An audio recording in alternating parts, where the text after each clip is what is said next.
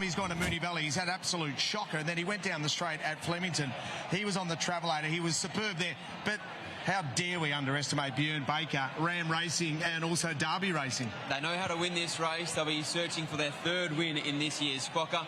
Scotty and I, we absolutely love this day, but this is the first experience of Quokka Day for you, Richo. How about this atmosphere? How about this crowd here at ASCOT? Oh, well done, WA Racing. This race is absolutely elite. It'll sit alongside the Railway, the Winterbottom and the Northerly, and it eventually end up being the big day. I love the fact that the footy, the Derby's on tomorrow night, so hopefully we can keep them locked together. And this is a weekend that anyone in the eastern states get here for next year, because the Quokka is red hot. Sandgroper on the Thursday, Nullarbor Friday. You can make a weekend of it. So good. We're lucky enough to have the Derby tomorrow, unless you're a West Coast fan like Locke. I'll be there, don't worry. With a big smile on your face, the Quokkie selfies was absolutely outstanding. And the atmosphere here, by gee, it's good, isn't it? You're so close to the action. That's another thing that everyone loves. It is the absolute best. But horses are making their way down into the mounting yard. So let's start our preview, Scotty, with the one. Jigsaw, he's one of our favourites. He is the favourite, in fact, for Cindy Alderson and Logan Bates. Looking to win his 7th consecutive race as that form just continues to carry on. A 2-time Group 1 winner, a 10-time 1200 metre winner, proven at weight for age. He drew the outside barrier in the Volbus Gold Sprint, crossed from 7 of 7, drew the outside in the William Reid, crossed from 11 of 11. He's drawn the outside here again today in 13, but if they allow him to cross, then this high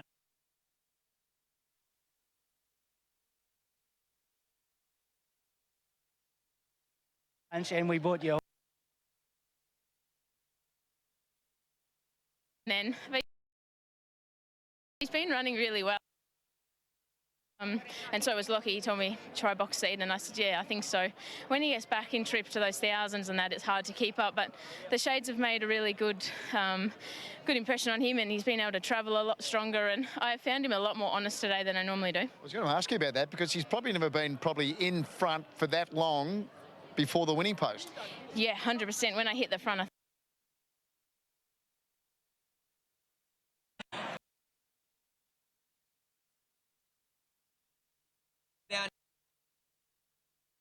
was absolutely outstanding.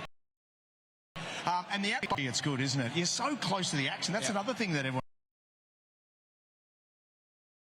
loves. It is the mounting yard, so let's start our preview, Scotty, with the one. Jigsaw, he's one of our favourites. He is the favourite, in fact, for Cindy Alderson and Logan Bates. Looking to win his 7th consecutive race as that form just continues to carry on. A 2-time Group 1 winner, a 10-time 1200 metre winner, proven at weight for age. He drew the outside barrier in the Volbus Gold Sprint, crossed from 7 of 7, drew the outside in the William Reid, crossed from 11 of 11. He's drawn the outside here again today in 13. But if they allow him to cross, then this high-speed beast will be off and gone on straightening. At Breakfast with the Stars on Tuesday, you watched his track work. He loved the camber of the ASCOT surface. I think he's in front for a long, long way, and Jigsaw is the one for me. Demeanour is everything. Can you just take a look at Jigsaw? The way he's walking down, I'm yet to see him actually in the yard here. He's coming closer and closer, but on screen, he's a professional. He's been travelling here, there and everywhere. He's come over to the west, and you can't fault his demeanour here today. The 2 is Caballas for Bjorn Baker and Tommy Berry. Hovering around the $3.80 marker, currently on the second line of betting here as he looks to make it a new market Quokka double, going 6 weeks in between runs with a quiet trial at Randwick in between. As Richo said in our preamble, Lockie, the 2 times that he's been around the corner at Moonee Valley have been arguably the worst runs of his life. I'm going to on 5 occasions and is yet to finish within 3 lengths of the winner. So I'm a bit of a query on a couple of different fronts on Caballas, but he's got Tommy Berry aboard. He's drawn the best of the on-speed types. He's drawn underneath Smooth Chino. He's underneath Jigsaw as well. It should be advantage Caballas early, and it'll be intriguing to see whether Tommy Berry elects to let Jigsaw go and stalks him or tries to kick up underneath and hold him out. Plenty of class-looking animals here, especially those travelling from over east. Caballas, another one of those. I guess of the 2 I've been able to look at in the yard so far, he's is slightly on the sweatier side, so that might be something worth noting here. 3, Ray Magnerio, Robbie Griffiths, Willie Pike. He's the one that I'm scared of. I'm putting my eggs in the William Reid basket as the premier form reference. Group 1, weight for age, 1,200 metres. And he was a length and a quarter off Jigsaw that day. And you could probably make the case in reviewing that meeting that he was also in the wrong part of the track. Second up here today, he should be elevating considering he was first up no trial. And the last time we saw him here in the West, he won the Gold Rush over 1,400 metres, beating Cosmic Crusader, himself a Group 1 winner. He was pretty luckless behind Libertad in the Winterbottom Stakes when he was chopped out at a crucial stage. I think here Ray Magnerio ends up 1 out, 2 back. The speed and the pressure's on, and he will be flooding home late. Another horse, well, we have seen him here before in the past when he's been over for the Gold Rush and been victorious there. It's great to see him back here in the West. He's soaking it all in, and he takes it in with his stride here. He's got huge, solid chest frontage there. He's nice and strong behind, and definitely worth including.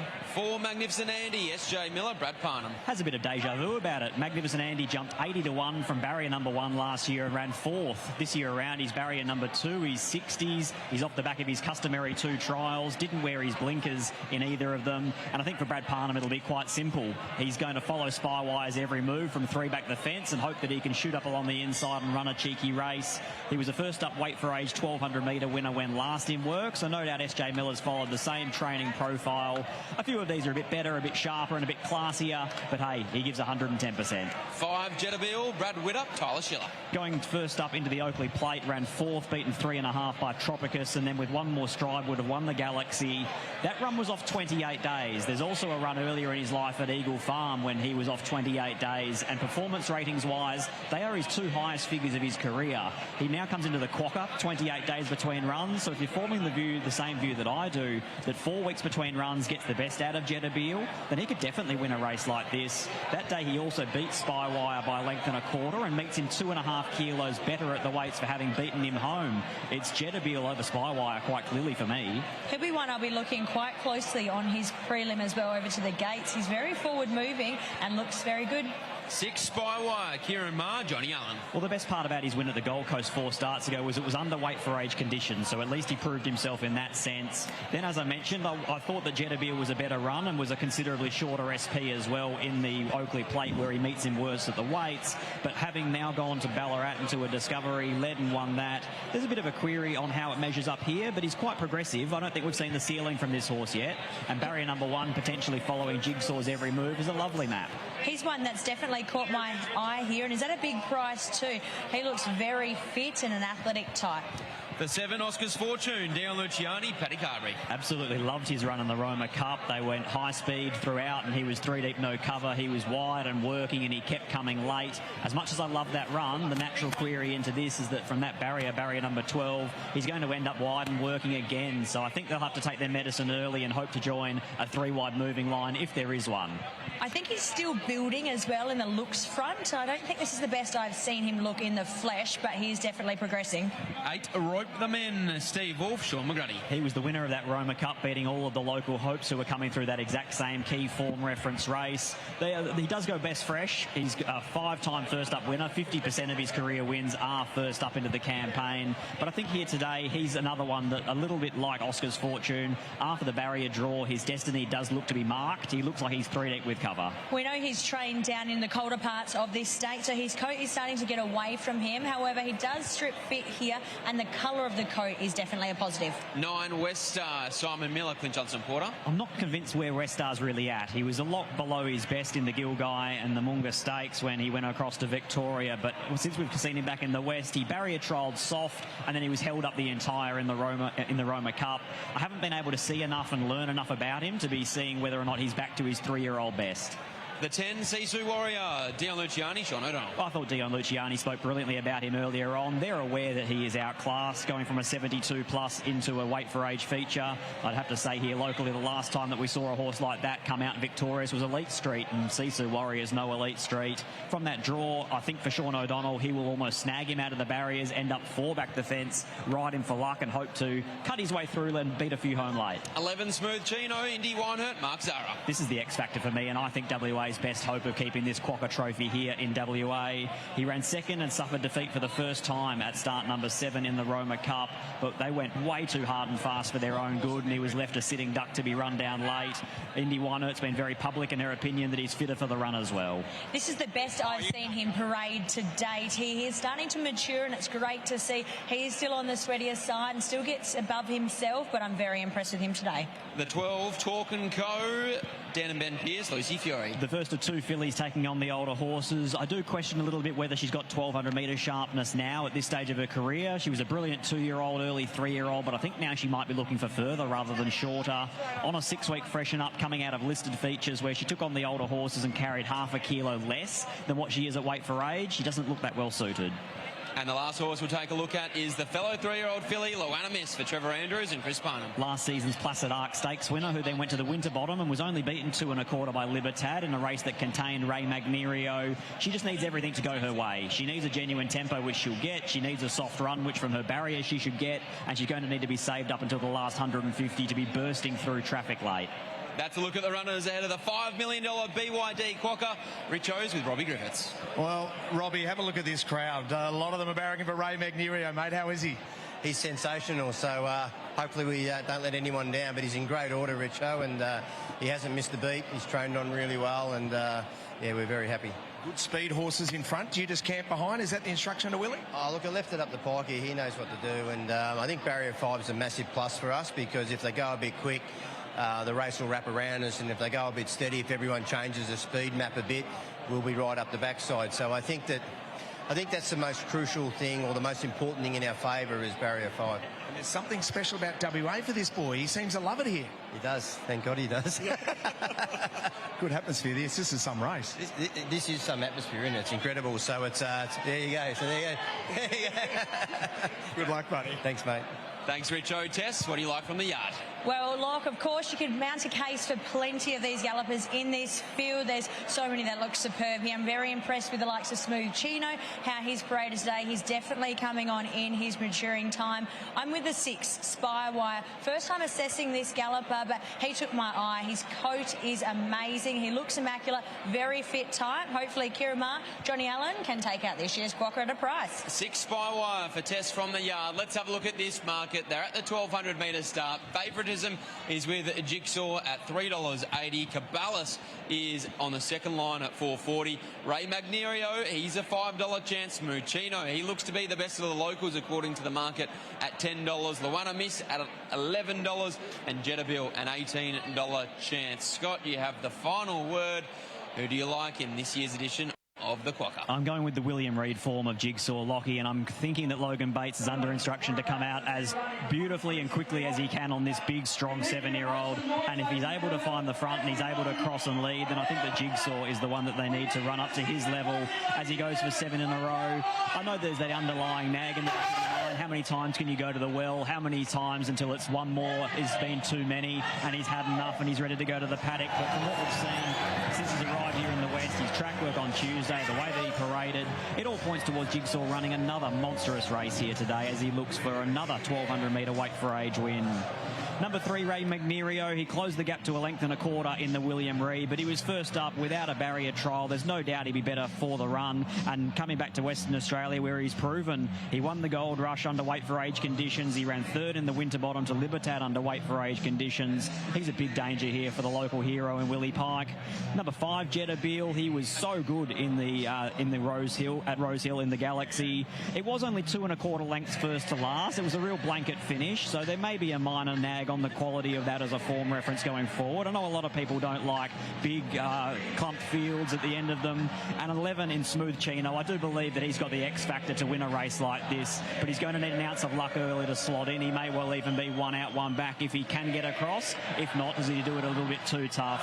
My numbers here in the BYD Quokka as the crowd goes nuts for Sweet Caroline: 1, 3, 5 and 11. 1 Jigsaw on top of Scotty. Richo, how about this? It doesn't get any better. How good is it? Look at this crowd. This is what racing is all about. Engaging with young audiences.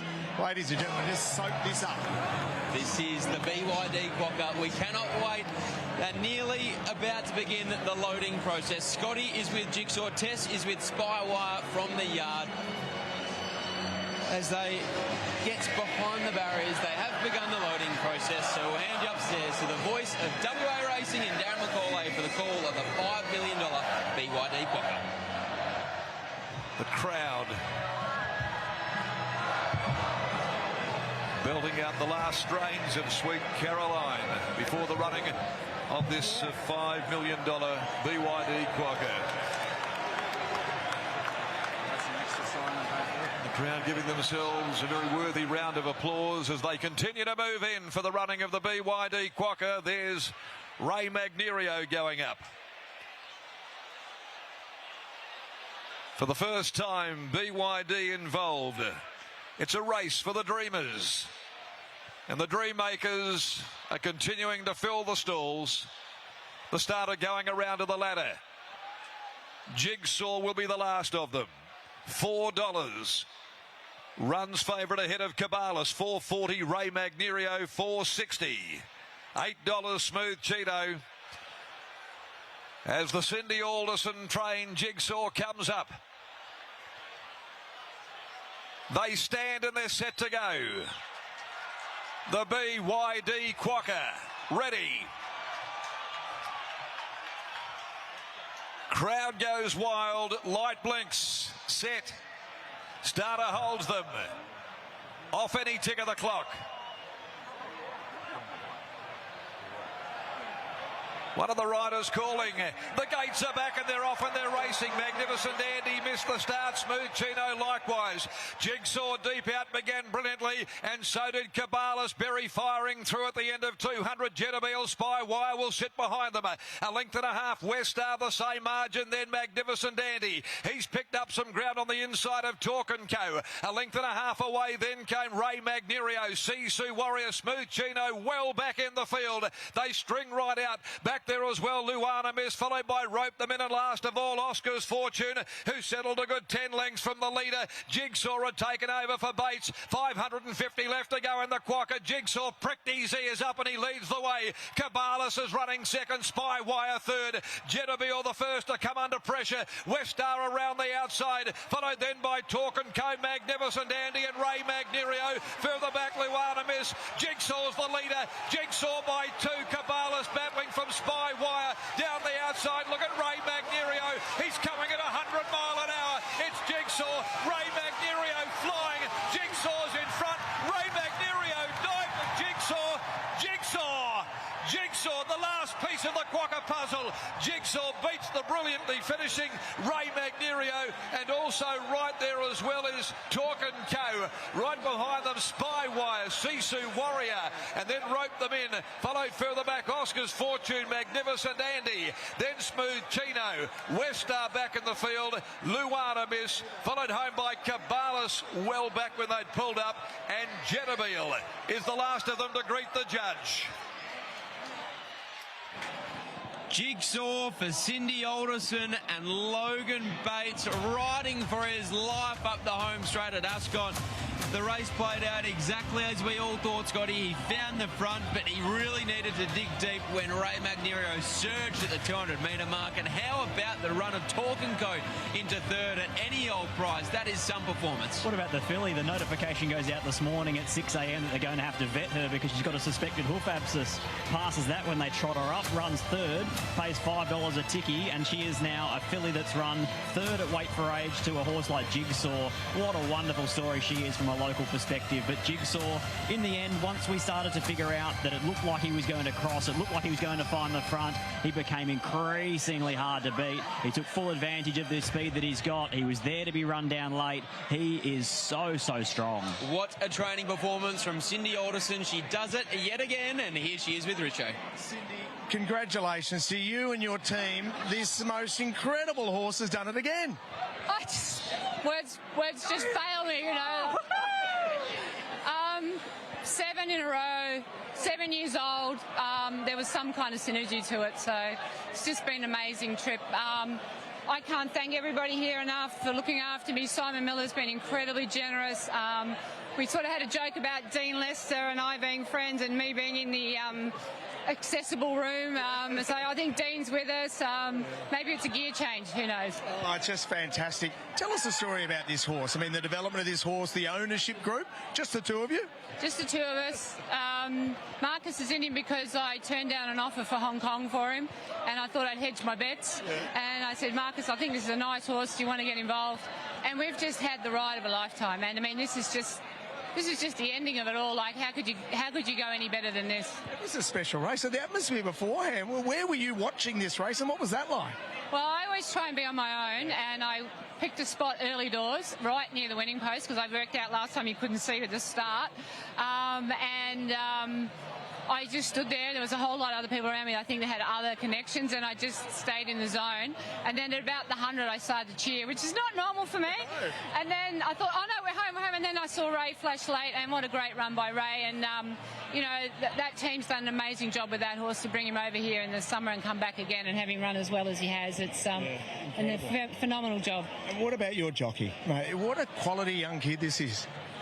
Oh, look, he's, you know, I must admit, I got a little jittery because it's been such a long ride and, you know, the pressure's been mounting. You know, back at the call of the card, everyone was tipping him as just winning, which was right. And I thought, and I tried really hard not to give him too hard a time, and he just said to me, same. I said, yeah, same, and that's what happened. Your training performance should not be underestimated. Absolutely brilliant, mate. Well done. Thank you, Jason. You're still my favourite. I believe so. Yep. Final race on the program coming up at Morfordville today. Runners are on their